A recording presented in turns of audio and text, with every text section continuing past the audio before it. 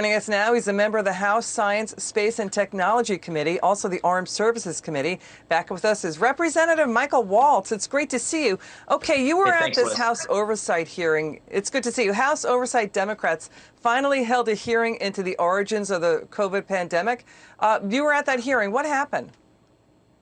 Well, this was, pretty incredible that 18 months, a year and a half into this global pandemic, this was the first hearing that the Democrats have finally decided to hold. But really what they had was several scientists there that helped them to sketch out what the hearing should look like and what it should look into. And one of the things that one of the scientists said was that it has to be objective, and the scientific experts looking into it have to be objective. And, that's something that I really seized on. It's one thing that the Chinese Communist Party has completely covered this up, not allowed access to the original site, not provided data, not provided doctors and other things that the world needs to interview to understand what happened.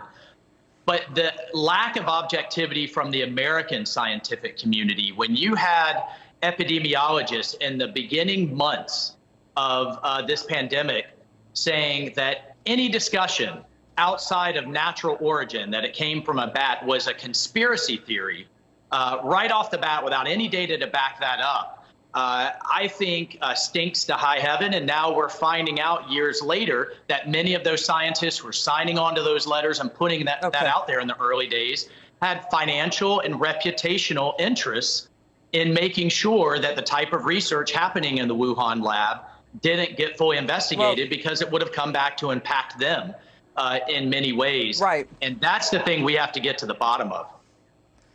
Yeah, we hear you. And let's move. There's also this is what's happening, too. The number of new COVID cases in the U.S. has more than doubled in the last 2 weeks. The Delta variant is racing across the country. Doctors and scientists say people should get vaccinated.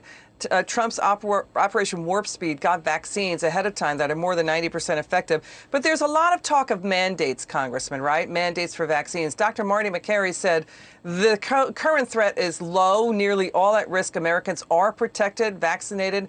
The virus is now circulating in young people. The case fatality rate is similar to the seasonal flu. But I want you to watch this. This is a discussion that happened on MSNBC about mandates for vaccines. It was led by anchor Stephanie Ruhle. They were talking about airlines should pay the government back the money that they got a lot of bailout money. They should pay back by mandating vaccines. Let's watch this. The only way to change the dynamic, especially in places where there is a hesitancy, is to have a requirement. If you can't get on an airplane without a vaccination, that is going to change the dynamic. The airlines took an enormous amount of taxpayer money.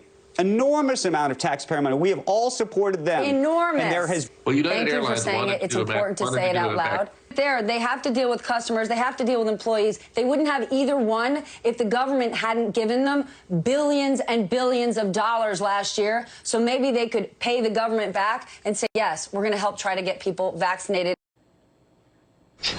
Congressman, what do you say?